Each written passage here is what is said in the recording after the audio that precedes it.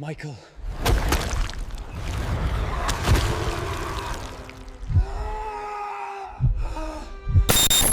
Michael should never have taken that shortcut because the night he decided to, his life shifted into something that would never be the same again. It was late, almost midnight, and the streets of the city were quieter than usual, the kind of silence that makes even your own footsteps sound too loud. Michael had stayed late at work after an exhausting day, and with his phone battery nearly dead and the bus service long finished, he had no choice but to walk home. He knew the route well, but that night, pressed by fatigue and impatience, he remembered a narrow side street he had seen before, one that seemed to cut straight through to the other side of town.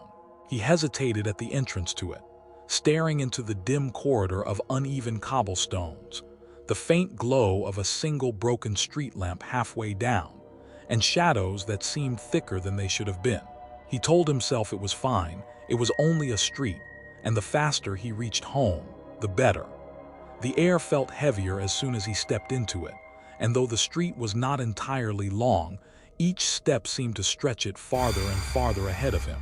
The sound of his shoes echoed oddly, almost as if there were more footsteps than his own, faint delays that followed when he stopped and trailed behind him when he moved again. He forced a laugh under his breath, brushing off the chill that crept up his arms, and tried to steady his pace. The lamp ahead flickered faintly, its glow like a dying candle, and as he passed under it, he thought he saw something in his peripheral vision. A figure motionless at the edge of the darkness, too still to be human. His heart jumped, but when he turned, there was only the street, empty and silent. He kept walking, faster now, glancing back once, twice, each time convincing himself nothing was there, yet unable to shake the feeling that he was being watched. The air smelled faintly metallic, a mix of damp stone and something else he could not place, something sharp and wrong. When the narrow street finally widened, he saw an alley branching off that he didn't remember from the map in his head. He should have kept walking, but something about it tugged at him, almost like a whisper in his mind saying it was the quicker way. The darkness inside the alley was thick, so absolute that his eyes could barely adjust, but there was a faint sound within it, like breathing, low and slow, and it was not his. Michael froze, listening hard, his own breaths catching in his throat.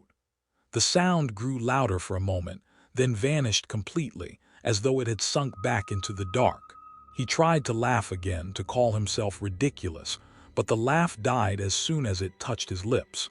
He took a step back, intending to return to the main street, when he realized something unsettling. The street he had just walked down looked different behind him. The lamp that had flickered was no longer there, the cobblestones darker, the exit farther away than it should have been. Fear gnawed at him, but exhaustion and stubbornness pushed him forward. He chose to keep going, reasoning that the alley would eventually lead him back to familiar roads. His footsteps were cautious now, each one louder in his ears than the last. He brushed his hand along the wall for comfort, only to jerk it back when he felt something sticky, wet, and warm. His heart pounded as he glanced at his hand and saw the smear of dark red across his fingers. Blood. His stomach lurched, and before he could make sense of it, a whisper slid through the alley, so close it felt like it brushed against his ear. It was his name. Michael. Low, drawn out, intimate. He spun around, but no one was there. Only the shadows pressed against the walls, thicker than before, twisting as if they were alive. His breathing quickened, echoing in the suffocating narrowness. He wiped his hand against his shirt, desperate to rid himself of the sticky warmth, and forced himself to move forward. The alley turned sharply, and with that turn came a smell so overpowering it made his stomach turn. Decay, old and rotting, thick enough to taste. He gagged, covering his mouth with his sleeve, but kept going because now he felt trapped, like turning back was no longer possible.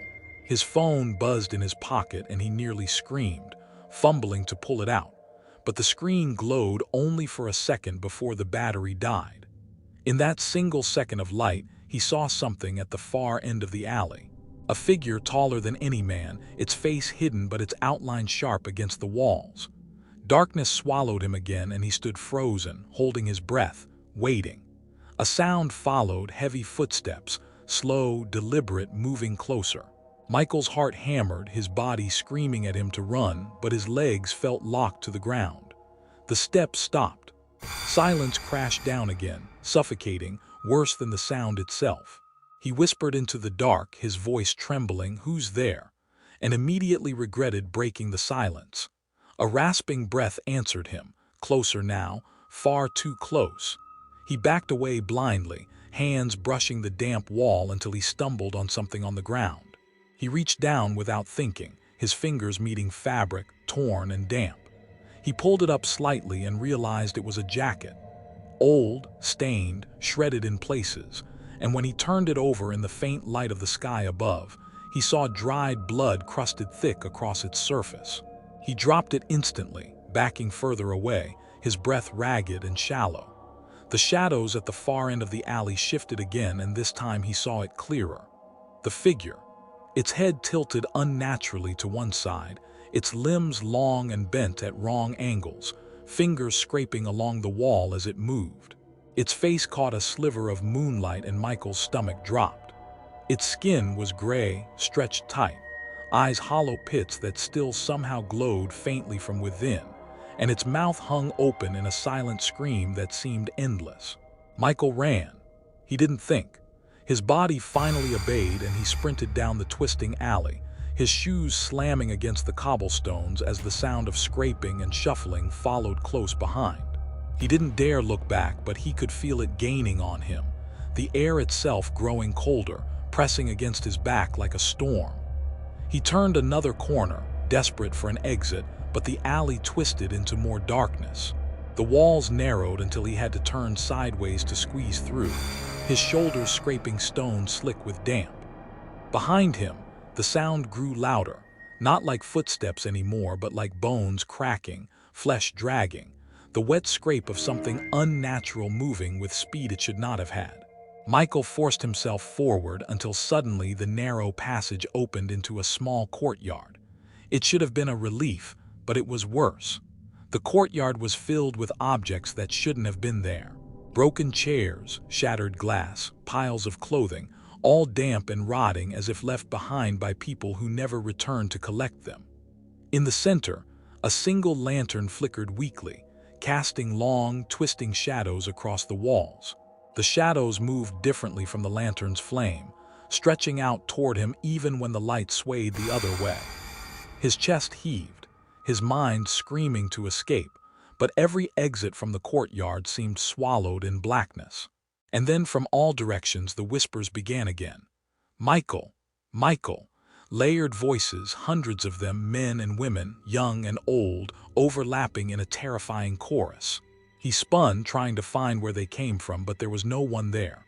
The shadows thickened until they seemed to peel themselves off the walls, shapes forming, hands reaching, faces half-formed, mouths open and gasping silently. He stumbled back toward the lantern, desperate for its faint light, but the flame sputtered and dimmed, threatening to go out completely. His heart felt like it would burst, his throat dry and tight as he forced a scream. "Leave me alone!" The whispers stopped instantly. For a second the silence was so sharp it rang in his ears. Then in that silence came a single voice, deep, guttural, right behind him. "You should not be here." Michael turned, his legs shaking beneath him, and found himself face to face with the figure.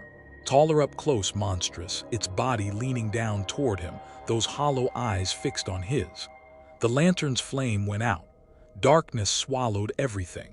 His scream tore into the night but never left the alley.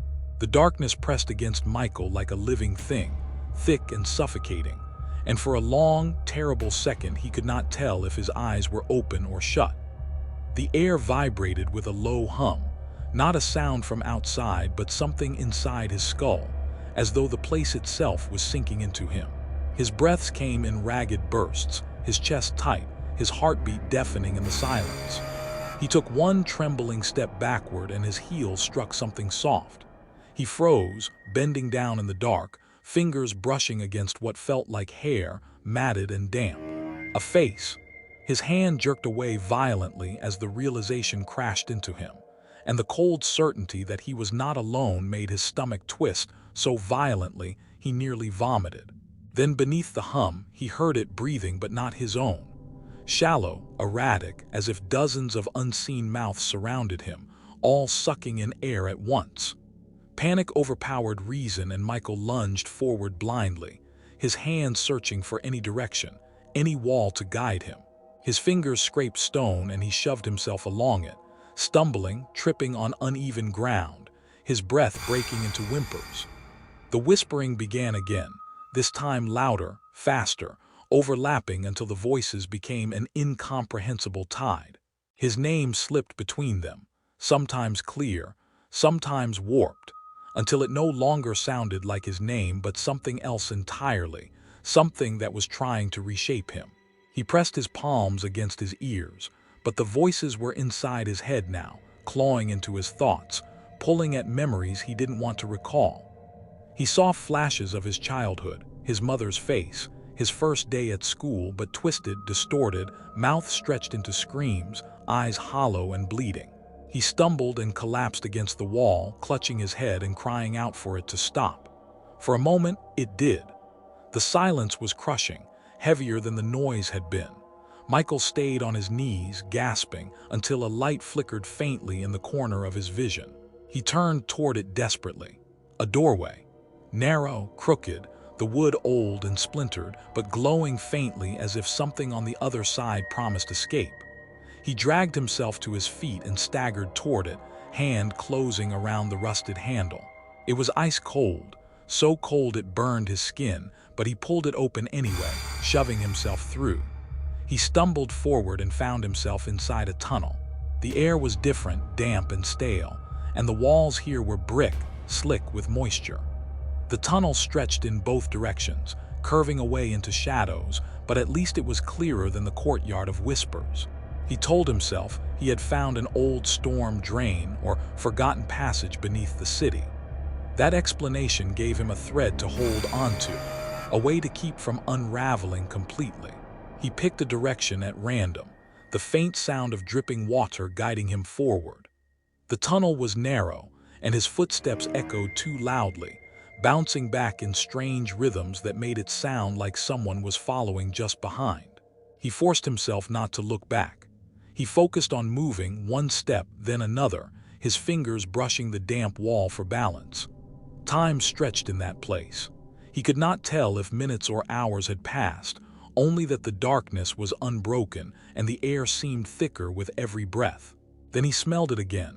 Blood, metallic heavy, clinging to his throat with every inhale. He slowed, dread creeping into his chest, and saw a dark shape ahead. His eyes adjusted slowly and the shape took form. A body, slumped against the wall, limbs bent at odd angles, head tilted down as if it were sleeping. Michael's knees threatened to give out, but he forced himself closer, compelled by some mix of fear and disbelief. The body was dressed in clothing that looked wrong, out of place, old-fashioned, coated in grime. Its skin was pale, almost waxy, and when Michael leaned close he saw its lips moving, whispering. The sound was faint, like air leaking from a punctured lung, but the words were clear. "Run!" Michael staggered back, his own gasp echoing off the walls. As he moved, the body's head snapped up, its eyes wide open, hollow sockets that glowed faintly from within. Its jaw unhinged impossibly wide, stretching until the skin around its mouth tore with a wet sound. A scream burst out, not loud but shrill, high-pitched, vibrating through the tunnel until Michael's teeth ached. He bolted, sprinting blindly down the passage, his lungs burning, his legs screaming for rest but his terror driving him forward. Behind him the scream rose higher, joined by others, echoes of countless voices.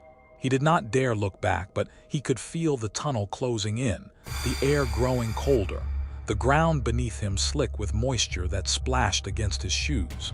He reached another door. Rusted iron, half-rotted wood, but solid enough to seem real, to seem like salvation. He shoved it open with everything he had, stumbling through into a cavernous space that made his breath catch. It was a massive chamber, stone walls rising into shadows too high for his eyes to find the ceiling. Candles burned in odd clusters around the floor, their flames steady despite the damp air. And on the walls, smeared in dark, dried streaks, were words, names, hundreds, maybe thousands, written in blood. He moved closer, his fear mounting with every step as his eyes scanned the letters. They were names he didn't recognize at first, but the longer he looked, the more familiar they became. Names of people he knew, people he had worked with, gone to school with, neighbors, faces from his childhood. And then his chest froze as he saw his own name, scrawled larger than the others, smeared as if written with a desperate hand. His knees weakened and he stumbled back, shaking his head, whispering no, no, no, but the names seemed to shift in the flickering candlelight, letters twisting, reforming into messages he couldn't comprehend. The walls pulsed, as if alive, as if breathing. And then he heard footsteps, not behind him this time but ahead, emerging from the darkness at the far end of the chamber. A figure stepped into the candlelight. It was the same creature from the alley, its body bent and unnatural, its hollow eyes fixed on him. But now it was not alone. Figures began peeling themselves from the walls, stepping out of the stone as if the names had birthed them, each one pale, twisted, mouths moving silently as they approached. Michael staggered back toward the door, but when he turned it was gone. Only stone. No exit. His breath came fast, his hands clawing at the wall uselessly, his mind breaking under the weight of it all. The whispers began again, louder now, pressing against his skull until he thought his head would split open. His vision blurred, his chest heaving, and in his final clarity he realized the truth. The shortcut was never a street. It was a trap, a place that fed on the lost and desperate, a tunnel that swallowed those who chose it. And Michael had chosen it. The last thing he saw was the creature's face closing in on his, its mouth stretching wider and wider until darkness consumed him completely. The darkness did not feel like sleep. It felt like drowning, as though Michael's body had been pulled beneath ice and held there, unable to thrash, unable to claw his way back to the surface. He opened his eyes, or at least he thought he did, because light swam in front of him in warped, impossible shapes. The chamber was gone, or perhaps it had never been there, but he found himself lying on his back in a narrow corridor that pulsed as though it had veins, wet and glistening, each breath he took sounding like it was drawn through flesh. The walls expanded and contracted like lungs. He realized with horror that he was not standing in stone anymore. He was inside something alive. He tried to move, but his limbs were heavy, his hands sticking to the ground as though covered in slime. His chest rose and fell in shallow gasps, panic burning hotter with every second, and then the whispers returned. They did not come from ahead or behind, but from beneath him, inside the very surface he lay upon. Dozens of voices spoke at once, layered over one another, calling his name, crying, laughing, groaning. He felt them vibrating up through his spine into his bones, and he slammed his palms against his ears to block them out. It didn't help. The voices were in him now, writhing inside his skull, demanding his attention, pulling him into memories that weren't his own. He saw flashes of strangers' deaths, men drowning in black water, women dragged screaming into shadows, children locked in crumbling basements. Their pain, their terror, poured into him like boiling water, scalding his mind until he screamed out loud. The corridor stretched ahead endlessly, but he forced himself to crawl, hands slipping in the muck, knees bruising against the floor. Every inch forward was agony, the walls narrowing until his shoulders brushed both sides.